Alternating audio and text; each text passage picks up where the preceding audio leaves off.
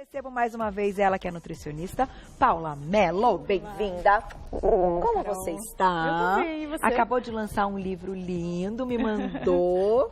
Depois a gente não tem nenhum aí, né? Tenho um ali. Tem? Uhum. Ai, que eu quero mostrar pro pessoal, viu? Beleza, ótimo. Fique à vontade, Obrigada. bem-vinda. É tão legal, o livro é um registro eterno de um trabalho, eu acho muito fantástico. Então, eu acho que quando a pessoa tem, a gente tem que mostrar aqui para todo mundo, né, ver esse trabalho de perto. Agora, hoje você veio para dar dicas ligadas à saciedade, muitas vezes, mas também aquilo que às vezes numa pressa que a gente tenha durante as refeições e os momentos que a gente tem para estar sentado à mesa, a gente não percebe. Exato. E a gente passa batido de tudo isso. Então tem várias diquinhas que podem mudar o nosso comportamento na hora da refeição, né? Tem, porque eu acho que vai muito disso que você acabou de falar, Carol. A saciedade, que é essa sensação de plenitude. Sensação de que não preciso mais comer, estou satisfeita. Ela vem de acordo com... A gente pode ter alguns comportamentos que a gente pode fazer antes mesmo de chegar à mesa, que aumentam essa saciedade. E também, claro, tem um truque na escolha dos alimentos que também podem potencializar essa saciedade. Entendi. Então a gente vai chegar mais rápido sem que a gente coma. Exato, sem que a gente precise comer tanto. Eu acho que essas dicas são importantes, Carol, principalmente para quem está em emagrecimento, porque querendo ou não, quando a gente está buscando emagrecimento, perda de gordura, a gente tem que limitar o volume calórico que a gente consome. Isso às vezes significa, talvez, limitar um pouco o volume de alimentos. Então, como ter saciedade e não ficar morrendo de fome? Até porque planejamento alimentar para passar fome geralmente não consegue ter resultado a longo prazo. Claro, porque não dá para você ficar para sempre de fome todos os dias. Todos os dias, não é? E aí tem várias linhas até de pensamento, inclusive aquela de comer, que eu acho que faz todo sentido. Comer quando está com fome. Exato. Gente, não é? Tem total lógica. Tem total lógica comer quando está com fome. Essa é uma... Enfim, também é uma filosofia que eu sigo, com certeza. Principalmente para quem está em emagrecimento. Quem não está em emagrecimento, às vezes está buscando, por exemplo, um ganho de massa magra, aí não necessariamente vai ter que seguir essa filosofia. Porque aí a pessoa precisa mandar um mínimo de nutrientes para dentro, precisa mandar um mínimo de proteína para dentro. E às vezes até ela vai ter que realmente comer sem nem estar com tanta fome assim. Entendi. Mas para quem quer emagrecer, sem dúvida, comer apenas quando tem fome. Comer apenas quando tem fome. Muito bom. A gente separou alguns slides, a gente pode começar pelo primeiro. É isso, pela primeira dica. Primeira dica na tela. Manda perguntinha, aproveita, gente. A Paulinha é referência no assunto, hein? Vamos lá. Coma mais devagar. Eu acho que essa é a primeira dica. Porque se a gente for pensar, Carol, no momento que a gente come, o alimento tem todo um caminho a ser percorrido aqui dentro. Ele vai passar pelo esôfago, estômago e intestino. E é principalmente lá no intestino que a mágica hormonal vai começar a acontecer. Tudo no nosso corpo, praticamente tudo, é controlado por hormônios. Saciedade e fome também são controlados por hormônios. No momento que a gente come, esse alimento precisa principalmente chegar àquela porção inicial do nosso intestino para o nosso corpo começar a suprimir hormônios que causam a fome, como é o caso da grelina, e começar a aumentar hormônios que inibem a fome, como é o caso de CCK e GLP-1, que a gente vai falar um pouquinho a respeito daqui a pouco. Entendi. Então, observe que isso leva um tempo, gente. Então, a gente coloca o alimento na boca, esse alimento vai ser deglutido até ele chegar no nosso intestino, isso leva um tempo. Então, no fim das contas, o que muitos estudos mostram é que se a gente consegue comer um pouquinho mais devagar e conseguir fazer a refeição em torno de 15 a 20 minutos de refeição, a nossa sensação de saciedade ela aumenta muito mais. Então, tem gente que come em 10 minutos. Temos que desacelerar. Tem que desacelerar. Exato. Como é que a gente faz para desacelerar, né, Carol? Esse é o problema. Esse é o problema. Mas você sabe que assim, eu sou super acelerada. Sou muito. Mas na hora da refeição, pergunta para as meninas quando a gente vai almoçar. Todo mundo já comeu e eu tô lá. Elas olham, tudo bem, eu faço um prato imenso de salada, aquelas coisas e tal. Mas gente, isso na hora, pra mim, é um momento assim sagrado, o momento da refeição. E essa questão do comer devagar também te abre uma porta, mudando um pouquinho do eixo, mas eu acho que vale a pena falar, daquela questão do mindfulness que vocês têm dito tanto, de prestar atenção no que você está comendo. Que é a atenção plena que a gente traduziu para o português, né? O comer com atenção plena. Então, essa é uma das dicas para desacelerar. Então, os especialistas falam que se livrar de todos os televisão, todas as distrações que a gente possa, geralmente, que a gente acaba incorrendo durante a refeição, mastigar mais.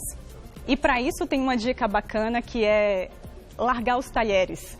Tem gente que quando come, assim, come, já tá mastigando e a próxima garfada já tá engatilhada aqui, né?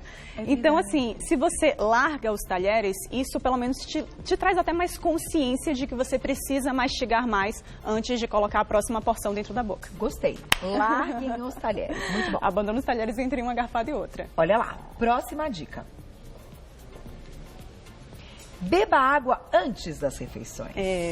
Essa é uma dica legal, porque isso realmente é independente da escolha alimentar, da escolha dos alimentos que a gente vai falar.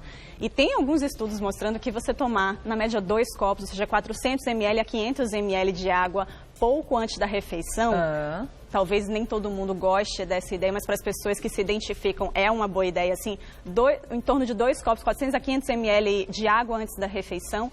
Isso faz com que haja uma certa dilatação mesmo estomacal, que faz com que você tenha essa sensação maior de plenitude. Tá. Então, tem vários estudos mostrando até que a pessoa pode comer até 20% menos se ela toma 2 copos de água antes da refeição. Tem que ser um intervalo curto entre beber a água e fazer a refeição, porque a água tem um esvaziamento gástrico muito rápido. Certo. Então, seria, no caso, tomar um pouco de água e ir lá fazer a sua refeição. Provavelmente você vai se sentir saciado com um prato bem menor do que o que você costuma fazer no seu dia a dia. Que legal, Paulinho, não tinha pensado nisso, porque todo mundo fala, não beba durante a refeição. Durante a refeição. Tem até, na verdade, os estudos são bem contraditórios em relação a isso, de beber durante a refeição ou não. Alguns mostram que pode prejudicar, às vezes, o processo de digestão, mas eu diria que a gente ainda não tem estudos muito robustos em relação a isso. Entendi. Tanto que se o meu paciente ele gosta de beber durante a refeição, na verdade eu vou alertar ele a que líquido ele vai escolher, então preferencialmente água, não seja um negócio seja cheio de açúcar.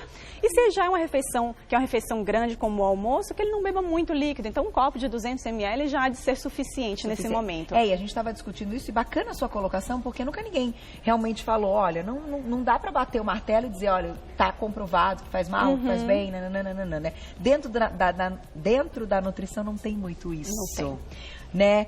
O certo para quem? Para que motivo? Com qual objetivo? Então tem essa questão também. Tem. Né? Que é individual de cada um. E dizendo isso, a gente também entra em outra questão. Tem gente que, para que o alimento...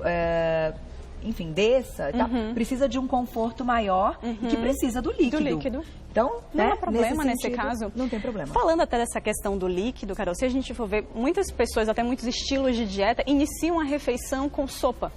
Com algum caldo. É interessante porque, primeiro, o caldo quente ele é uma estratégia muito boa para quem costuma chegar muito ansioso à refeição, porque vai forçar com que você diminua a velocidade. Então você vai ter o líquido, que já traz talvez um pouco da plenitude, e se ele estiver quente, isso vai forçar você a desacelerar um pouco, o que seria positivo também. Fantástico, tá aí. Por isso abrimos com uma sopinha. Muito bom. Vou lá e já volto. Vou colocar a próxima dica na tela. Olha lá. As explicações da Paulinha são ótimas, a gente adora. Aí, vamos ver qual é? Escolha alimentos ricos em proteínas. Já vamos contar por quê? Vamos lá. Chegamos num ponto interessante. Até aqui a gente estava discutindo uma questão de comportamento na mesa, ligada, né, a comer devagar ou não, a maneira como a gente se comporta. Agora você já entrou com algo que a gente tem que escolher para comer primeiro. Exato. Muito interessante. Esse é um ponto, talvez, um dos mais importantes em relação à saciedade, porque o que a literatura científica mostra pra gente, Carol, é que se a nossa alimentação, se a nossa dieta, ela é mais rica em proteína, a gente tende a se sentir muito mais saciado. Porque a proteína, sem dúvida nenhuma, é o nutriente mais trabalhoso para ser digerido e absorvido. Consequentemente, é o nutriente que mais, é o alimento que mais vai ficar ali um pouquinho mais preso no nosso estômago e intestino, sendo digerido e absorvido. Entendi. E querendo ou não, quanto mais o alimento está preso aqui, digamos assim, nessa região, maior é a nossa saciedade. Tem estudos muito interessantes mostrando, por exemplo, tem um publicado em 2006 que foi muito bom, que ele pegou um grupo de mulheres e submeteu essas mulheres ou a uma dieta com 30% de proteína na composição, ou uma dieta com 10%. Essa de 10% eles consideram que é uma quantidade mediana de proteína e 30% é a quantidade alta de proteína. Tá. As mulheres que seguiram a alimentação com 30% de proteína, elas relataram uma saciedade muito maior. E isso estava relacionado justamente ao aumento de um desses hormônios que eu falei, que é o GLP-1, que é um hormônio muito relacionado à saciedade. Tá. Ou seja, a dica que eu daria, principalmente para quem não está ainda seguindo o aconselhamento de algum nutricionista, que faça algo personalizado para você, é que em todas as suas refeições, ao menos nas principais, traga proteína para participar. E aí a gente poderia ter a nossa mesa aqui, a gente poderia destacar alguns alimentos, justamente que são uma fonte muito boa de proteína. Então, ali a gente tem ovos. Os ovos, eles são clássicos do café da manhã, eu acho que de boa parte das pessoas. Quem ainda não tem esse hábito, por favor, traga esse hábito para a vida. Eu tô pegando o pé da Gláucia, gente, porque ela ainda não come o ovinho de manhã. Ela ainda tá conquistando isso dentro dela. Pois é. Mas é bom, né? É uma delícia, é uma delícia. E no ovo especificamente, tem um estudo muito legal que mostra justamente ovo versus pães. Tem um pão muito comum nos Estados Unidos, que é um pão tipo brioche, né, que é o tal do bagel deles. E tem um estudo que pegou uma mesma porção, com a mesma caloria, digamos, 300 calorias. Deu 300 calorias para a pessoa na forma de ovo, ou deu 300 calorias na forma de pão tipo brioche. Qual foi o que teve mais sensação de saciedade? Sem dúvida nenhuma o ovo, e as pessoas que comeram ovos, que escolheram ao invés do bagel os ovos no café da manhã, eles tiveram uma redução em torno de 36% do consumo calórico ao longo dos 3 primeiros dias. Foi um estudo, claro, que interviu e observou a muito curto prazo. Então o que a gente sabe é o quê? Que se você aumenta a proteína, pelo menos a curto prazo, você vai tender a diminuir a sua ingestão calórica. Então, isso é muito positivo. Então, assim, você tem mais saciedade, consequentemente, você acaba fazendo melhores escolhas e comendo menos nas refeições posteriores. Mas agora uma pergunta. Isso também está relacionado à questão da liberação da insulina durante ali a refeição?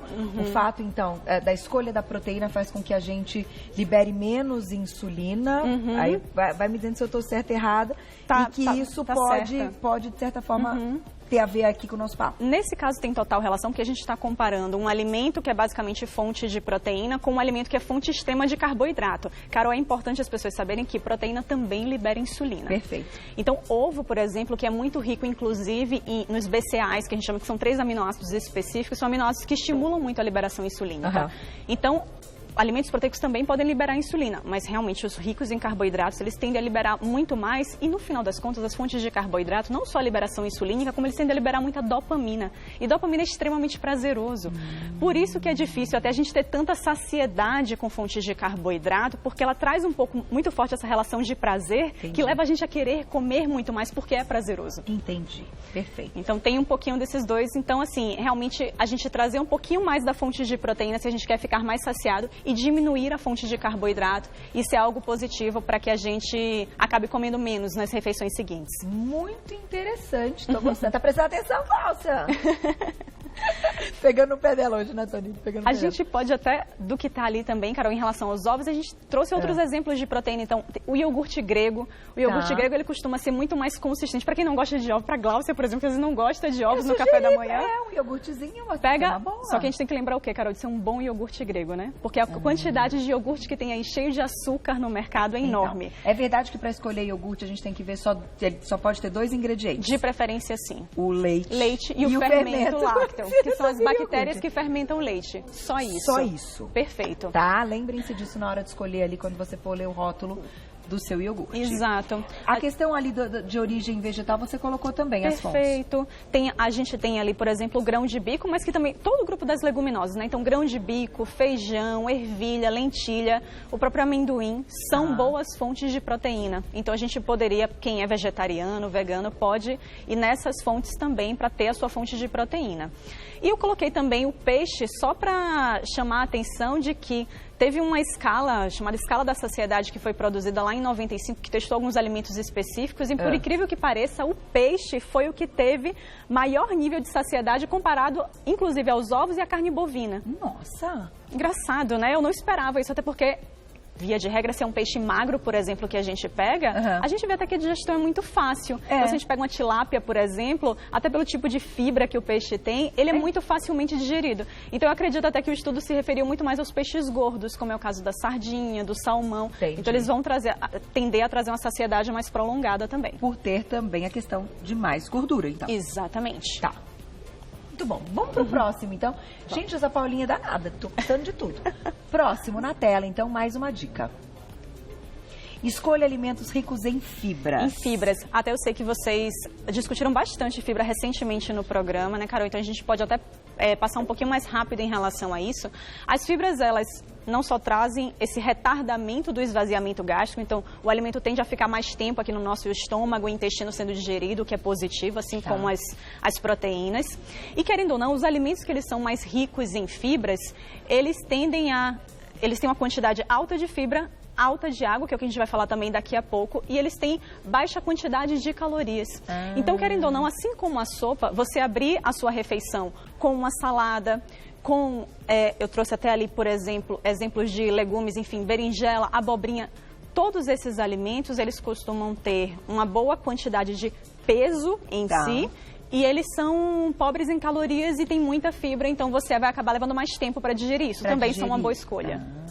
Então, por exemplo, na nossa culinária que a gente fez lá, brusquetinha e tal, vai ao encontro meio do que você está comentando. Com certeza. Tinha o queijo, no caso, aí tem a questão do queijo que é polêmica, né? É polêmica. Do leite, etc. Exato. Até não vamos entrar nessa polêmica, mas é fonte de proteína. É fonte de proteína e, por sinal, o queijo canastra, que foi o que foi utilizado, ele é riquíssimo em ácido butírico, que é excelente para a nossa flora bacteriana. Ah lá. Então, é um tipo de queijo muito bom para a gente colocar na nossa rotina. Saudável. Saudável, sim. Tem aquela história que o queijo branco aqui não é tão saudável quanto esses que são mais fermentados. Eu particularmente, sem dúvida, para um grupo da população, por exemplo, o queijo branco que vai ter um pouco mais de lactose não seria tão interessante, então os intolerantes à lactose já não se beneficiam muito do uso do queijo branco. Os queijos mais maturados, mais amarelos, são mais interessantes exatamente por conterem praticamente nada de lactose. Mas eu sou da teoria, Carol, que todos os queijos são válidos para a nossa alimentação, viu? Não acho que a gente precisa... Assim, né? É uma delícia. Eu acho que dá um toque super especial no nosso cardápio. E como é que você vai comer, né?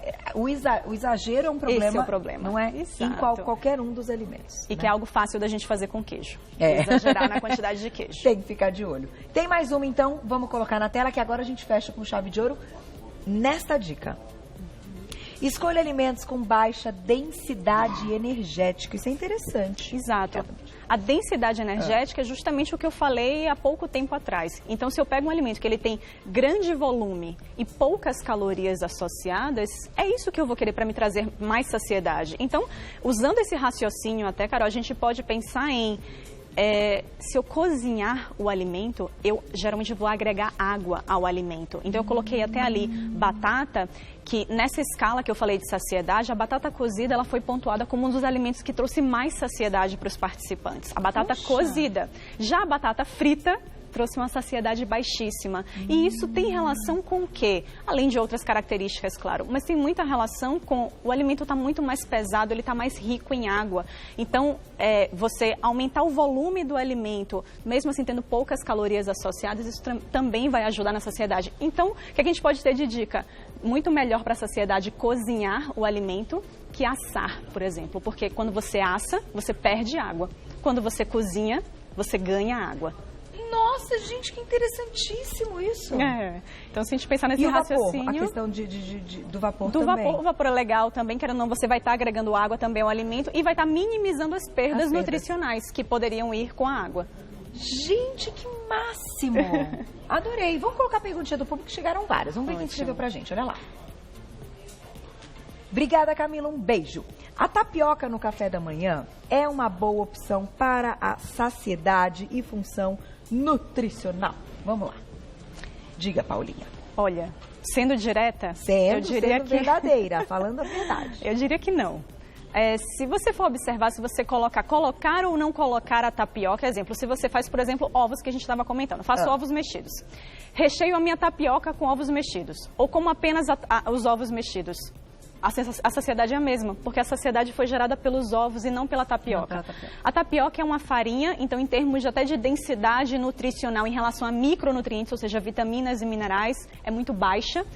Então ela vai ser basicamente uma porrada de carboidrato.